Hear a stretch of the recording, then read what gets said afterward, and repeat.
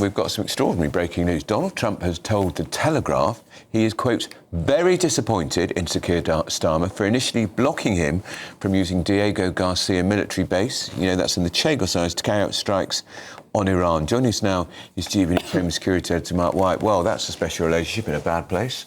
Yeah, this goes to the heart of the kind of prevarication that we've had from this government, Keir Starmer in particular, and the two public statements that he's made when he's continuing effectively to sit on the fence, saying that he's not been involved in the offensive actions in Iran, but jets are up in a defensive capacity. Specific limited defensive purpose. Yeah, indeed. And then again last night, another statement begins by saying how we're not involved in any of the offensive operations, but this time he's relented. He is allowing the US to use two of our bases, RAF Fairford here in the UK, and also Diego Garcia in the Chagos Islands. But again, he's added caveats to that. It's limited to strikes that take out the likes of missile launchers, so not decapitation strikes against the regime hierarchy, for instance.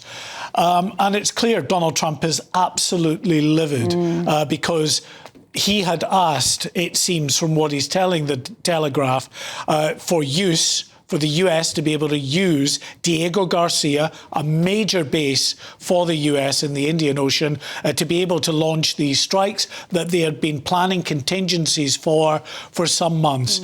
Keir Starmer clearly and his government had said no. I think that's what prompted about 3 or 4 weeks ago this intervention from Donald Trump when he called it, in fact twice, he called it a very bad deal. He said, you know, that it was not a good deal to be handing back a group of islands to a country that had no legitimate claim on them. Yeah. He's just repeated that again in the Telegraph article. Now, given that this government has said the deal would not go through and indeed has paused it until it can and has paused it until the situation has sorted itself out with regard to, you know, whether the US is in agreement with it or not.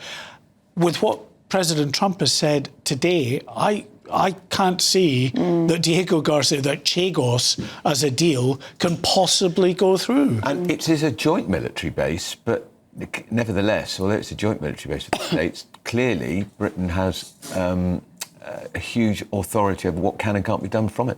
Yeah, well, it is a British base. Yeah. It's basically, you know, there's a small skeleton crew from the United Kingdom.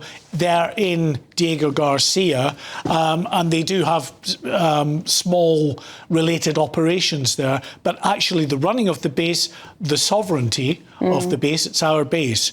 So, you know, the US have to run past the UK any major operations that they might be involved in that have to fly from Diego Garcia. But in the past, has that been a formality? And therefore Trump was expecting in this instant exactly the same again. He'd be given the green light and there'd be no problem. I am, you know, over the years of covering this, I am not aware, not necessarily that we would be... I think we would be told if the US had been blocked. And there is no suggestion. In fact, actually, let's just go to the Telegraph article. It says, quoting Donald Trump direct, there has never been, you know, such anything between our countries, an issue in terms of the United Kingdom telling the US that they cannot use the airbase they operate from for these type of actions. So he's clearly absolutely furious. Yeah, and politically, again, I wonder if the Prime Minister's thinking, I don't care about upsetting Donald Trump, pleases my backbenchers. Yeah. Well, that's it. I mean, he is absolutely up against it in terms of a very significant cohort within his own parliamentary party who are not at all happy. Listen, I understand that. There's lots of people that are not happy about getting involved in a conflict in Iran. The consequences of which we really do not know. Nope. You know, we've seen these foreign adventures before, I get that. But what you've had instead of, you know, like Pedro Sanchez, the Spanish Prime Minister, very unequivocally came out and said, this was wrong. We do not support this action by the United States and Israel. He could have come down that way. Instead, he's tried to straddle and, you know, sit on this fence, this very precarious looking at the moment, and he's still there. He's still delivering these speeches, and the government ministers say on this morning on breakfast, speaking to Hamish Faulkner and saying, why don't you get off the fence? Either say you support the US or you don't. Either, you know, go after the launchers that are sending these missiles into the air to attack British bases, to attack allied countries in the region. If that's what you say the defensive operation is aimed at doing, then you are part of that defensive operation still striking, surely, the facilities that are launching these missiles at you. And there's a major statement in the Commons this afternoon. We're not sure yet if it's Starmer or the Foreign Secretary, Yvette Cooper, but they are going to be pushed very hard on this. And rightly so. And they absolutely should be, yeah. I mean, the Conservatives have come out. Lib Dems obviously have not. The Greens obviously have not. They're very opposed to what is happening. But Reform have been pushing for Britain to go much further, to be aligned with our key and number one ally. If it wasn't for the United States, especially now with decades of hollowing out our defence forces, we would be in a sorry place. You know, we rely on the US still for our nuclear program. These are, you know, missile capabilities that are to a large part dependent on the Trident system that the US has developed. So much of that. The deals that were going in, the AUKUS deals for our attack submarines, that's a joint US initiative in there. So much of what we do with the Americans that we absolutely need them for. Absolutely. And just very, very briefly, some breaking news from Kuwait. Some US planes have been downed, we think.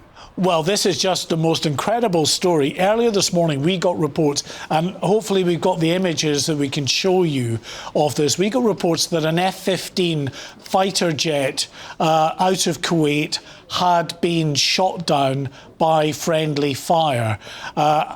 Then, about an hour or so later, actually, the news came through to say that actually it wasn't one F-15, but it was several F-15s had been shot out of the sky, and now the US CENTCOM, Central Command, has confirmed. You're look at those remarkable images. That's extraordinary. One of the F-15s tumbling to the ground. We got other images that actually show one of the pilots having ejected from this aircraft and his parachute coming down to the ground.